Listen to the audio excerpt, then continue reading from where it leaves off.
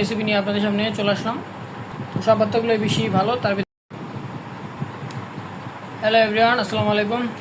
রন্ধনঘরের কিছু ভর্তা রেসিপি নিয়ে আপনাদের সামনে চলে আসলাম। এই যে এখানে দেখুন আজকে করা হয়েছে এটা বাদাম ভর্তা, আর পাশে রয়েছে কালো জিরা ভর্তা,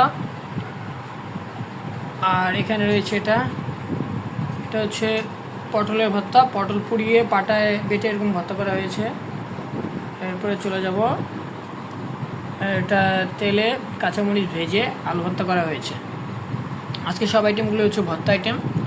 আজকে বাসায় সব ভর্তা আইটেম করা হয়েছে লাঞ্চের জন্য। তো সব ভর্তাগুলো বেশি ভালো তার ভিতরে আমার কালিজিরা আর পটলের ভর্তাটা বেশি ভালো লাগে।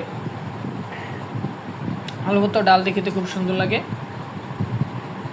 তো আপনাদের এই ভর্তা আইটেমগুলো কার কেমন লাগলো অবশ্যই কমেন্টের মাধ্যমে জানাবেন।